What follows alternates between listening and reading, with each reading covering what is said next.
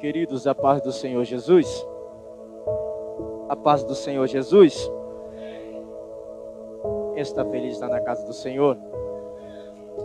Quem trouxe o seu exemplar da Bíblia, abra comigo no livro de Ruth, o capítulo 1 e o parágrafo de número 22. Ruth, capítulo 1 e o parágrafo de número 22.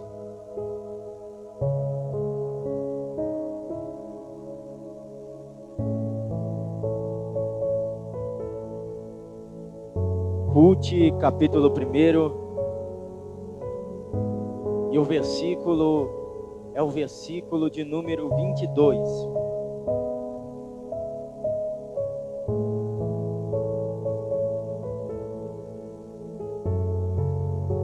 Ruth, capítulo 1 e o versículo é o versículo de 22. Você vai Gênesis, Êxodo, Levítico, Número, Deuteronômio, Josué, Juízes, aí você chega no livro de Ruth. Quem achou, diga amém. Leiamos a palavra do Senhor, que diz assim. Estou na versão King James, então vai estar um pouco diferente da de vocês. E foi assim, portanto, que regressou Noemi, tendo consigo a sua nora Ruth, a moabita, que veio dos campos de Moabe, e elas chegaram a Belém no início da temporada da ceifa da cevada. Podeis tomar os vossos assentos nessa noite, glorificando o Eterno.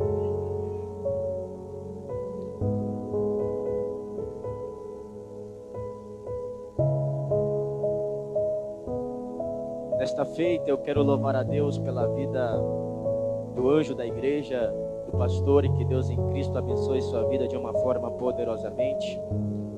Quero louvar a Deus pela vida dos pastores, o pastor que nos fez o convite, que Deus em Cristo abençoe sua vida.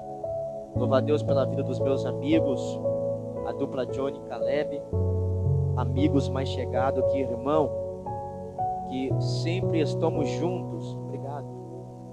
Sempre estamos juntos, fazendo o que nós amamos, a obra do Senhor. E com isso eu louvo a Deus pela vida da igreja. É um prazer estar aqui pela primeira vez, para juntos conhecer mais um povo que vai morar no céu e ministrar a poderosa palavra de Deus. Olha para essa pessoa cheirosa que está do seu lado, com essa voz de homem e de mulher de Deus que você tem, com essa voz de filho da luz que você tem, e diz assim: não saia, é para Deus, vai ser mais forte, repita, não saia de Belém por causa da crise. Só mais uma vez, não saia de Belém por causa da crise. Enquanto eu prego, você glorifica a Deus. Queridos, o texto que eu acabei de ler, ele é um texto bastante conhecido da nossa Bíblia Sagrada. O livro de Ruth, composto por 4 capítulos, tem o nome da sua protagonista, Ruth.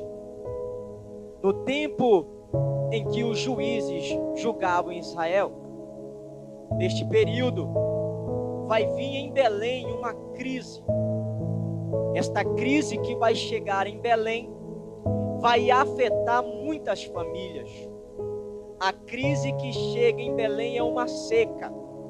Ninguém está colhendo o que plantou. Ninguém está colhendo o que tinha plantado. Os campos estavam secos. Não tinha chuva, não tinha água. Podia até ter chuva, mas não tinha colheita. Esta crise, quando ela chega em Belém, ao afetar muitas famílias, também vai afetar a família de um homem que nós conhecemos como Elimeleque. a crise afetando a família de Elimeleque, Elimeleque vai olhar para a crise e vai tomar uma decisão, vai tomar uma atitude. Elimeleque, ele mora em Belém. Quando nós olhamos para a história de Belém, nós vemos que Belém, no hebraico, no original, significa casa do pão.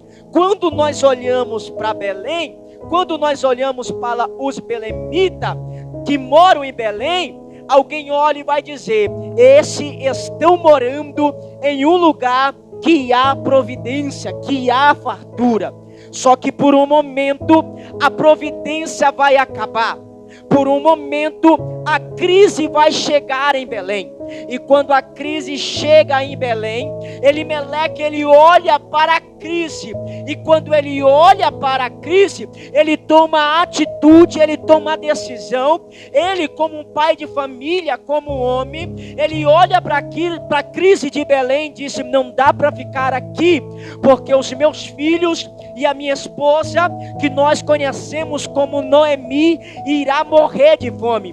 Presta bem atenção, que Belém significa casa do pão, casa da providência. Só que por um momento vai acabar a providência, e Elimeleque olha para a providência, olha para a crise que acabou, e quando ele olha para a crise que acabou, ele disse: eu vou embora, não dá para ficar mais aqui. Só que quando Elimeleque, juntamente com a sua esposa Noemi e os seus 2 filhos, Malom e Quilion, sai de Belém, do lugar da providência, e vai para uma terra estranha, a Bíblia diz que quando Elimeleque ele chega lá, ele é acometido por uma doença, e quando ele é acometido por essa doença, a Bíblia diz que ele vem a falecer, a Bíblia diz que ele vem morrer. Aí você me pergunta: pregador, o que é que você está querendo dizer com isso?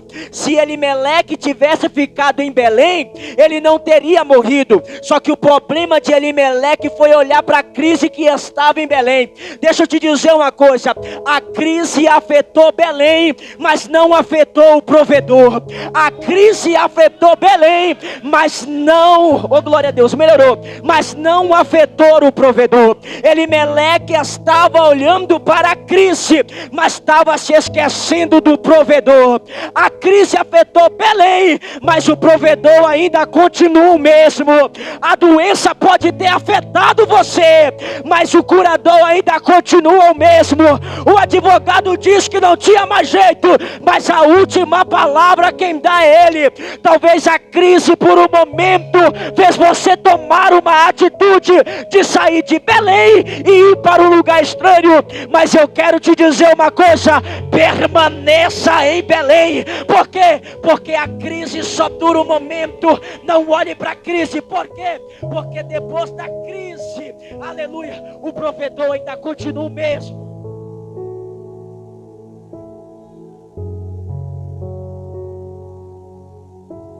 Observe,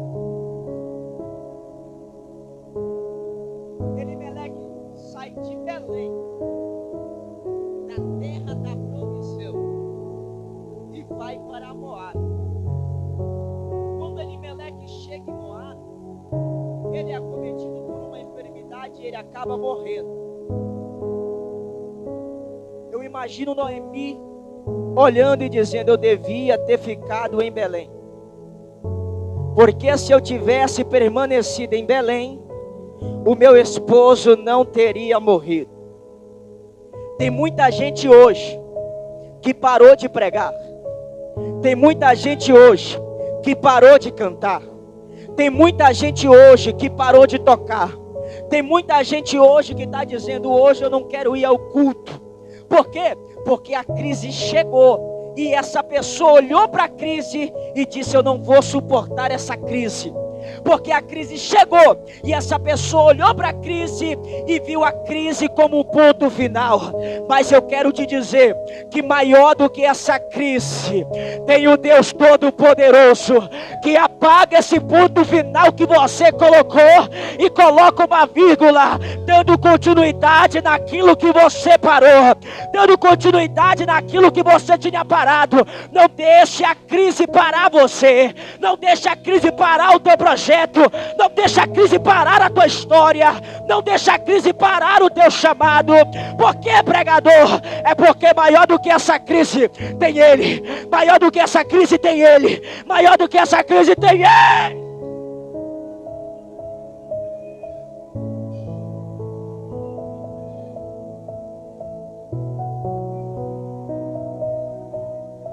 Escuta.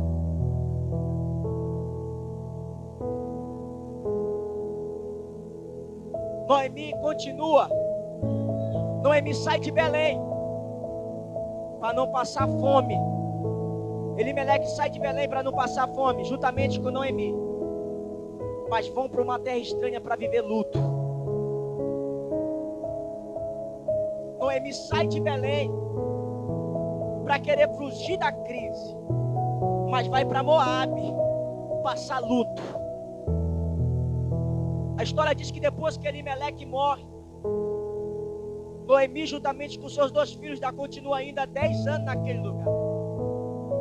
Os filhos crescem, se casam com 2 mulheres estranhas, uma por nome Orfa e a outra por nome Ruth. Quando eles se casam com essas mulheres, Noemi já tinha perdido seu esposo. Ainda no capítulo 1, o autor de Ruth vai dizer que agora Noemi perde os seus 2 filhos. Ou seja, o luto de Noemi aumentou. E Noemi ainda continua com aquele pensamento: se eu tivesse permanecido em Belém, os meus filhos estariam vivos, meu esposo estariam vivos. Elias olhou, estava no ribeiro de Querite, e todos os dias tinha provisão para ele. Todos os dias os corvos desciam para o alimentar.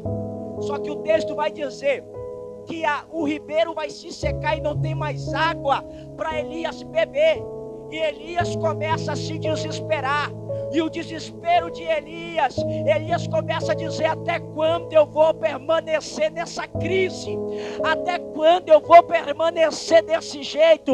Até quando eu vou permanecer aqui? E Deus em silêncio com Elias. Aí chega o momento em que Deus vai falar para Elias: Elias, sai agora do Querite e vai até Serapta, porque eu ordenei uma viúva que te sustentasse. Talvez a pergunta que você está fazendo para Deus é: Deus, até quando essa dor vai durar? Deus, até quando essa luta vai durar? Deus, até quando esse deserto vai durar? Meu Deus, até quando eu vou passar por essa prova? Mas eu quero te dizer que o ano de 2023 pode ter sido um ano de dor, de sofrimento, de luta, de dor, mas eu quero te dizer que o ano de 2024 será um ano de resposta para a tua vida. O ano de 2024 será o ano em que a crise irá acabar e você irá viver o propósito de Deus. Calabacandarabachúria.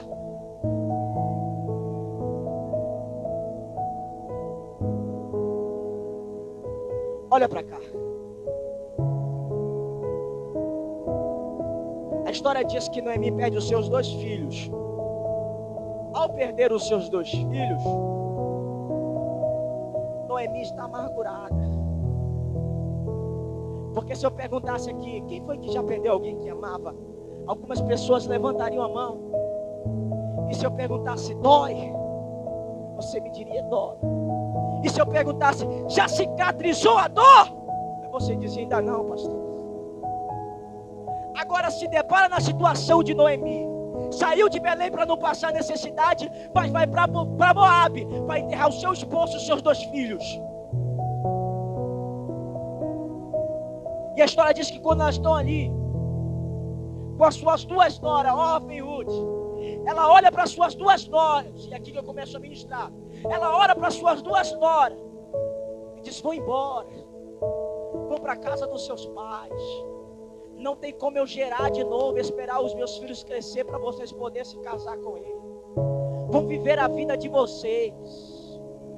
E a Bíblia diz que elas se levantaram e começaram a chorar.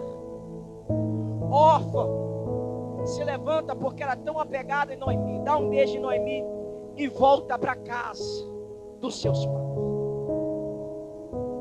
Só que o livro de Ruth me chama a atenção em uma coisa. O que, pregador? O livro de Ruth me chama a atenção é que antes de Elimeleque chegar em Moabe, a liturgia de adoração era a liturgia de adoração a deuses estranhos. Eles adoravam deuses pagãos. Só que quando Elimeleque chega em Moabe, juntamente com Noemi, a história diz que Orfã e Ruth conhecem o Deus Todo-Poderoso. Orfã dá um beijo em Noemi e volta para a casa do seu pai. Só que quando Noemi olha para Ruth e diz, volta também com Orfã, Ruth vai olhar e vai dizer, não peça para mim ir embora, não peça para mim te abandonar. É um texto que eu acho lindo, porque aonde tu fores eu irei contigo, aonde tu colocares as plantas dos teus pés eu também vou colocar, e o teu Deus será o meu Deus. Aqui nós aprendemos uma coisa com Ruth. Olha para essa pessoa que está do seu lado e diz assim para ela, em meio à dificuldade, Deus vai mandar alguém para te ajudar a carregar a sua cruz.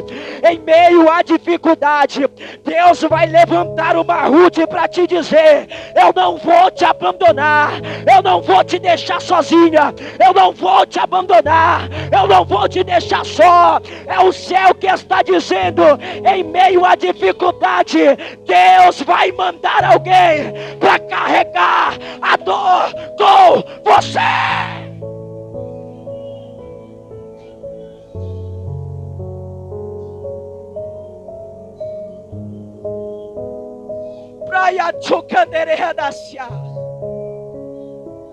É Ruth ensinando para alguém aqui.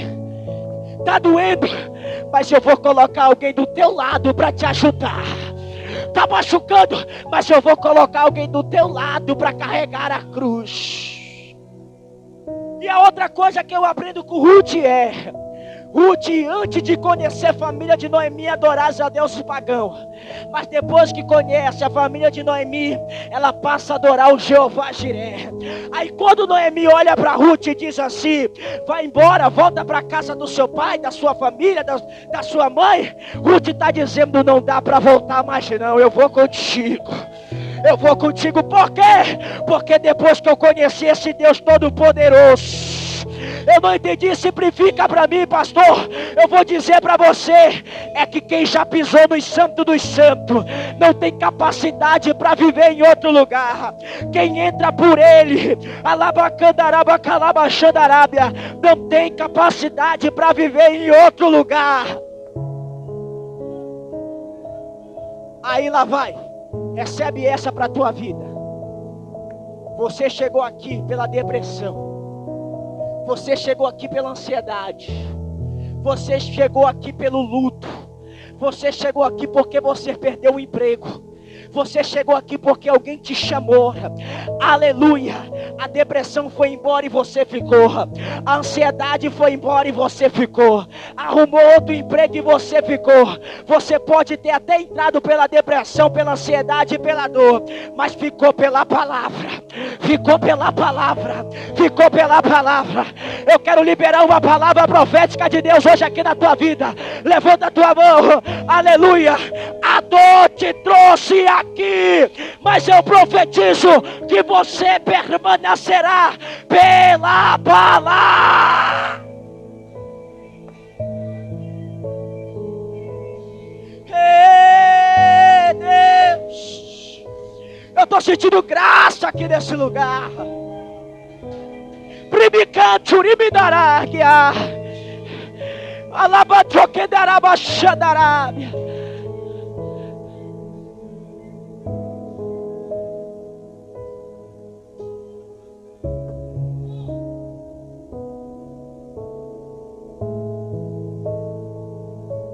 Oh, glória. Escuta. Isso aqui é forte. Pastor, quando Noemi, Belém, estava vivendo um momento de crise que eu acabei de falar. Quando Noemi perdeu os seus 2 filhos. Oh, glória. Estou sentindo papai. quando Noemi perdeu os seus 2 filhos, Johnny, que chegou um luto, uma má notícia sobre ela, dizendo que os seus filhos tinham morrido, logo em seguida chegou uma boa notícia na casa de Noemi. Eu estou pregando Bíblia, gente. Noemi recebeu uma notícia que tinha perdido os seus 2 filhos, uma má notícia. Só que depois dessa má notícia chegou uma boa notícia para Noemi. E qual foi a boa notícia? Alguém chegou para Noemi e disse: o Senhor visitou Belém. E o que foi que ele disse? Voltou a ter colheita.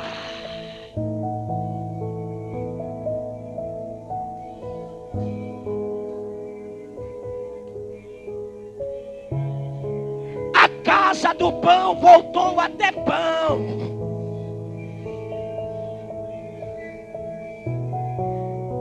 Os que plantaram voltaram a colher. Pregador, eu não entendi. Eu vou simplificar para você. Sabe o que eu aprendo nesse primeiro capítulo, pastor? É que a crise ela teve um momento para começar. Só que alguém está dizendo aqui que a crise tinha acabado. Ou seja, a crise teve um momento para começar, mas também ela teve um momento para acabar. A crise não durou para sempre. A colheita não parou para sempre. O pastor já pegou aqui. A crise teve começo, mas também ela teve fim. É Deus dizendo para alguém aqui: a tua crise pode até ter tido um começo, mas ela terá um fim hoje. Ela terá um fim hoje. Ela terá um fim hoje. Ela terá um fim.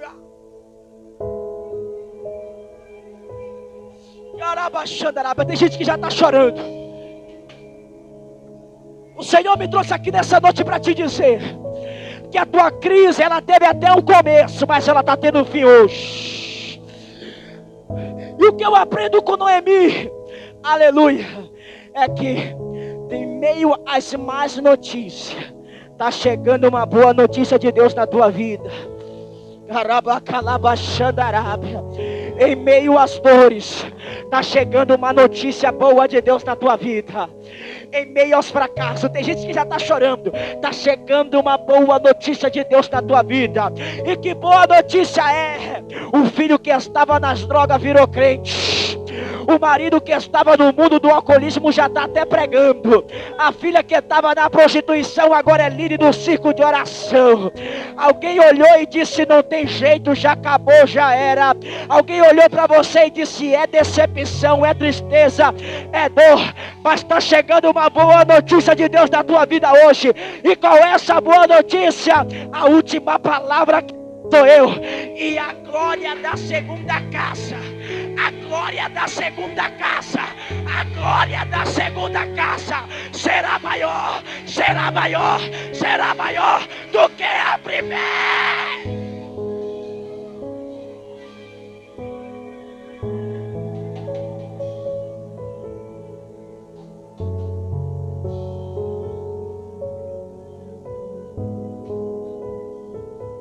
Eu já vou encerrar, senão o pastor não me traz mais aqui.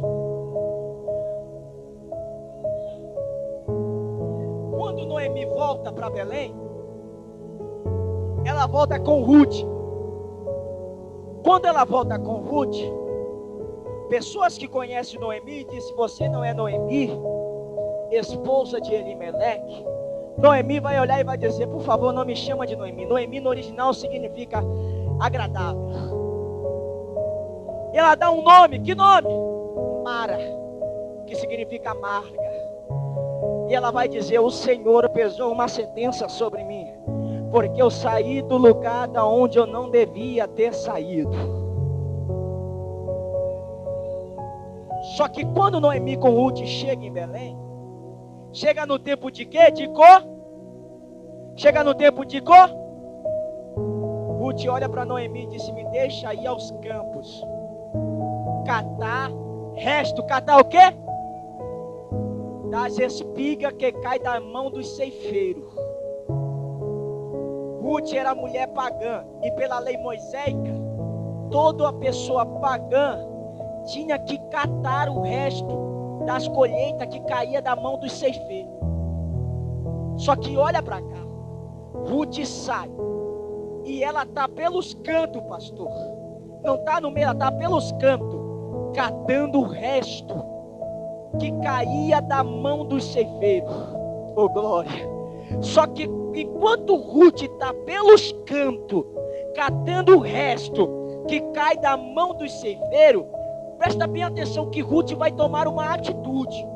Aleluia! Que atitude é essa? De sair e catar o resto que cai da mão dos ceifeiros. No momento em que Ruth está captando o resto que cai da mão do ceifeiro, o dono da fazenda aparece.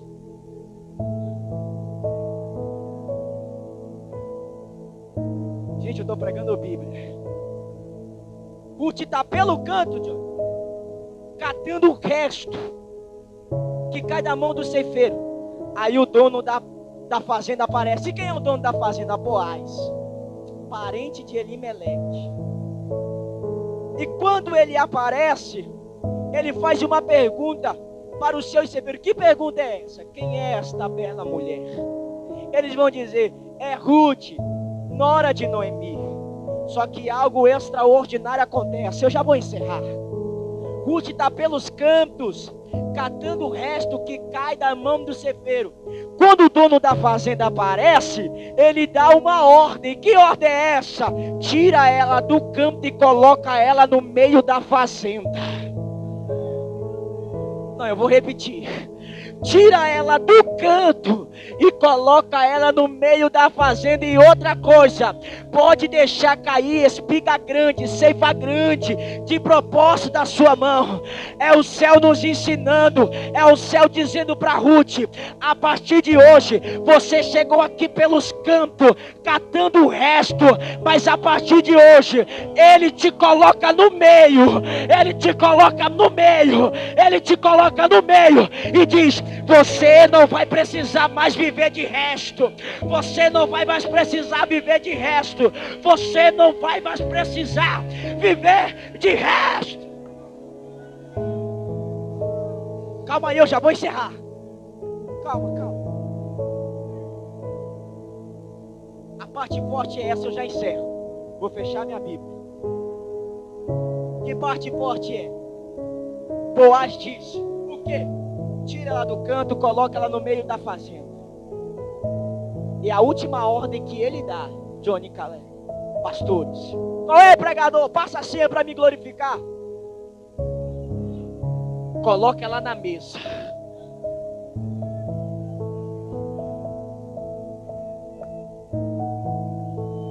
Será que só o pastor que pegou? Ruth estava onde? No canto. E qual foi a ordem do dono da fazenda? Coloca ela no meio da fazenda. E a outra ordem? Deixa as espigas cair da mão de vocês de propósito. E qual foi a outra ordem? Coloca ela sentada na mesa.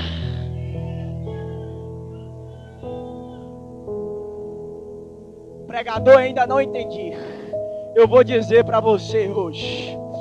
Pode até criticar o teu ministério, porque você chegou aqui pelos cantos. Você chegou aqui catando o resto que caía da mão dos outros. Mas a ordem dele é: vai se assentar na mesa. A ordem dele é: vai se assentar na mesa.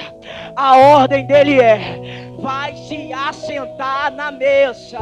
É o céu dizendo para alguém aqui: você até chegou aqui hoje em dia, você até chegou aqui hoje não querendo nada, você até chegou aqui hoje, aleluia, querendo cantar, querendo pregar, mas alguém olhou para você e disse: não tem capacidade. Alguém olhou para você e disse: não tem mais jeito. Mas está chegando a ordem do gradão da Galileia, como diz o pastor Júlio Trovão: tira a Ruth do canto, coloca ela no meio e coloca ela na mesa. É Deus dizendo para alguém aqui hoje: chega de viver de resto, chega de estar só pelo canto. Hoje eu quero você no meio. Hoje eu quero você no meio. Hoje eu quero você no meio. E eu quero lançar uma palavra profética. Levanta a tua mão aí. Que palavra profética é essa? Ninguém vai se assentar na mesa até que você esteja presente. Ninguém vai se assentar na mesa até que você esteja presente. Fica de pé comigo.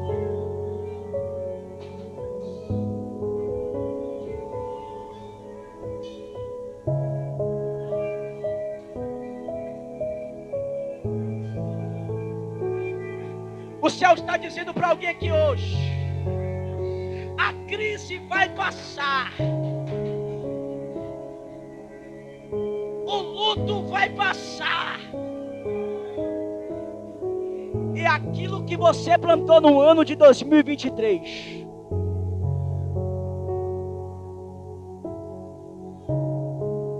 você colherá no ano de 2024. Talvez o ano de 2023 foi o pior ano da sua vida. Talvez o ano de 2023 foi o pior ano para você. Foi o ano em que você achou que os seus projetos iam dar certo e deram errado. Foi o ano em que você achou que você ia realizar os seus sonhos e não realizou. Foi o ano em que você achou que as coisas iam fluir, mas acabaram indo para o fundo do poço. Só que deixa eu te dizer uma coisa bem aqui, aleluia, o fundo do poço, o poço, ele só tem uma entrada e só tem uma saída. Se você entra por cima, você também vai sair por cima.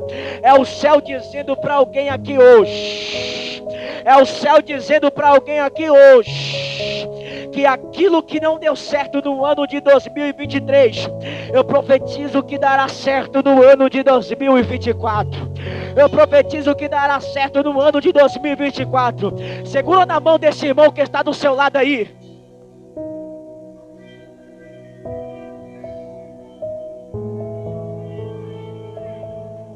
Ai, cadarabaxadara. Desceu a glória de Deus aqui nessa casa. No som dessa guitarra, recebe agora a glória de Deus na tua vida. Só quem vem adorar, só quem vem adorar, só quem vem adorar, só quem vem adorar.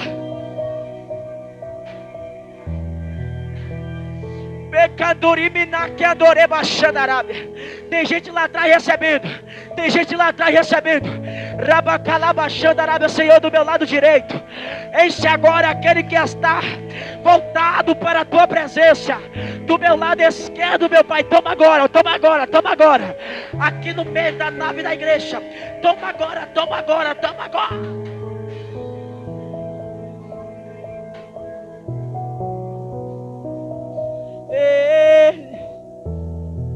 Lerabachoriminargias.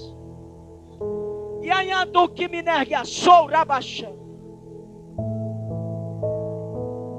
Alabacandarabachandarabachandará.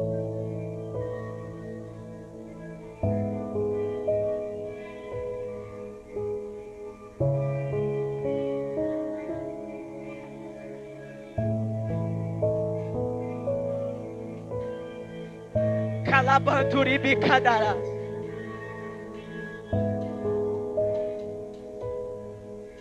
Há uma presença do Eterno aqui nesse lugar.